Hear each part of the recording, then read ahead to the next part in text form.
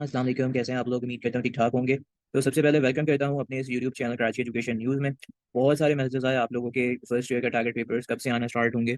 मैं काफ़ी लेट हो गया टारगेट पेपर्स में, क्योंकि आप लोगों को पता है और आप लोगों की बहुत सारी विशेज़ आई रिगार्डिंग द हज। Thank you so much for all of you. ठीक है।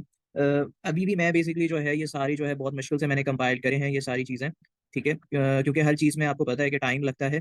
तो कोशिश करिएगा कि अगर इस पेपर के अंदर कुछ सेम क्वेश्चन होंगे तो उनको कट डाउन कर दीजिएगा खुद ही। सही है। क्योंकि इसमें मैंने जो कंपाइल करा है तो कुछ क्वेश्चंस जो हैं, कुछ क्वेश्चंस क्या, वैसे तो कोई क्वेश्चंस सेम नहीं है।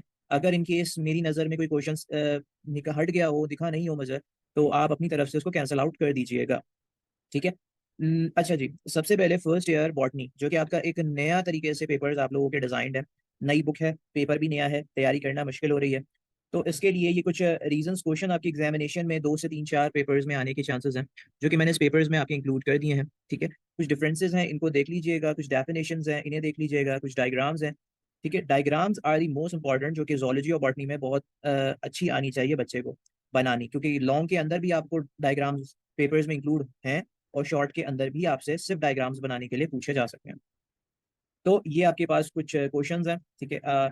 इसमें कुछ रीजंस क्वेश्चंस हैं, कुछ शॉर्ट क्वेश्चन आंसर्स हैं। शॉर्ट क्वेश्चन आंसर्स ज़्यादा से ज़्यादा 5 से 6 लाइन पर मुश्तमिल होना चाहिए। आप अगर ये सोचते हैं कि मैं अगर 15-20 लाइन का एक आंसर लिख देता हूँ तो मुझे उससे ज़्यादा नंबर मिलेंगे, तो ऐसा बिल्कुल भी नहीं है। ठीक है। अगर कोई भी क्वेश्चन है लाइक माइटोकॉन्ड्रिया है, या फिर आपके पास साइटोप्लाज्म्स हैं, या फिर आपके पास कोई भी डेफिनेशंस पूछी जा रही है, फंजाई डेफिनेशंस पूछी जा रही हैं, सही है, या आपके पास टिश्यू कल्चर टेक्निक्स पूछी जा रही हैं, कुछ भी आपसे पूछी जा रही है, तो आपने वो 5 से 6 लाइन में एंड करना है। मतलब कि you have to tell about the important points जो उस टॉपिक से रिलेटेड हैं। आपने उसको डिटेल्ड में नहीं करना। डिटेल सेक्शंस अवेलेबल हैं जहाँ पे आप अपना डिटेल लिख सकते हो, बट शॉर्ट में मत करना।